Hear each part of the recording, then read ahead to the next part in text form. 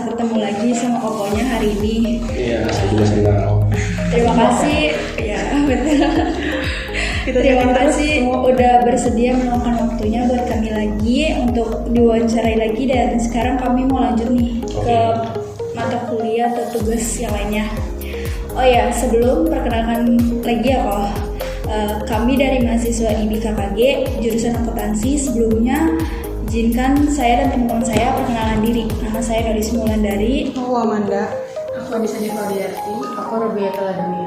Oke, salam kenal, saya Firia. Nah, sebelum masuk ke pertanyaan, Koko boleh kenalin diri dan jabatannya saat ini di perusahaan. Saya Firia, jabatannya itu produk spesialis. Ya, untuk produk HP. Iya. Tahu saya tahu HP. Produk HP. Rata-rata semua pakai HP. Bagus. Oh, pakai di sana. Oh, berarti bisa saya jualan di sana ya? Tapi emang rata-rata tuh di sana pakainya HP sih. Iya, kebanyakan. Di kampus kan? Iya. Saya lupa sih dulu saya kuliah pakai HP. HP juga. Ya, sebab kalau itu dia kelempar dikit juga nggak kenapa-napa. Iya, karena HP itu strong. Benar. Kalau beli HP aja, gas. Ini promosi dikit ya. Iklan dulu sebentar. Nanti kan lagi dapat special price juga. Aku penasaran nih, usaha ini awalnya gimana sih dirinya, dan siapa yang mulai duluan dan kenapa kepikiran buat bikin usaha ini? Awalnya itu dulu didirikan sama namanya Pak Remon. Usaha ini didirikan tahun 86. Jadi 86 itu dulu HP sama Dell itu baru mau masuklah ke pasar Indonesia. Masuk pasar Indonesia. Waktu itu kan brand laptop masih belum banyak ya, mungkin masih terbatas. Asus, Lenovo juga kayaknya belum waktu itu, masih IBM gitu. Nah, jadi melihat opportunity itu ditawarin HP sama Dell jadi distributor. Jadi dulu kami itu adalah distributor tunggal satu-satunya di Indonesia untuk produk HP sama Dell. Begitu. Wah, menarik banget ya. Ya. Terus kalau sekarang struktur organisasi di usaha ini kayak gimana ya kok? Siapa aja yang ngatur bagian-bagiannya? Kalau struktur organisasi dari itu bilang founder Pak Remon, terus direkturnya itu anaknya Pak Liko, lalu ke sales manager itu Ibu Lucy, habis itu ke ini saya ada tim lagi, saya itu teman-teman yang dari berlima kita. Berlima.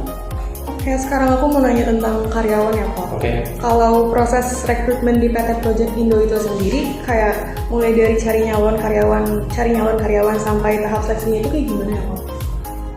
Biasa sih diutamakan yang ada pengalaman ya di bidang sales, itu yang utama.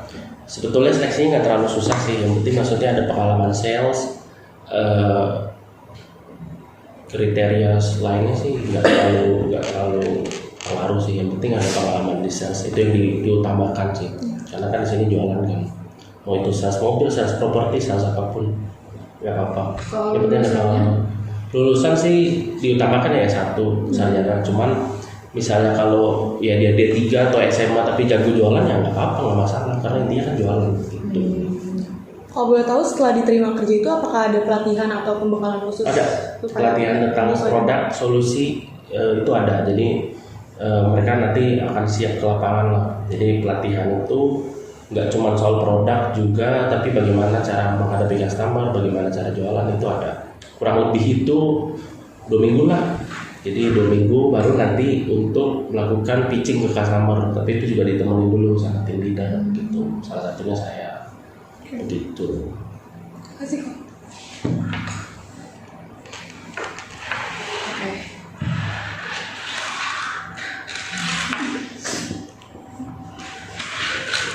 Oke toh.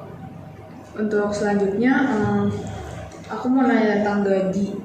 Kalau gaji itu biasanya sistemnya diaturnya gimana? Berdasarkan posisi, lama kerja atau gimana?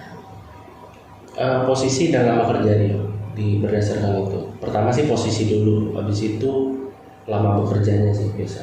Kalau gaji itu. Tapi menyesuaikan posisi. Menyelesaikan posisi ya. Terus kalau untuk evaluasi kerjanya gimana? Sering apa enggak? evaluasi kerja sering ya, karena kita setiap seminggu itu pasti akan ada meeting evaluasi bagaimana penjualan, bagaimana achieve ke customernya, itu ada dievaluasi. Bahkan yang atasan pun ada evaluasinya juga, nggak cuma karyawan. Gitu. Berarti tiap minggu? Tiap minggu. Tiap minggu. Tiap minggu. Oke.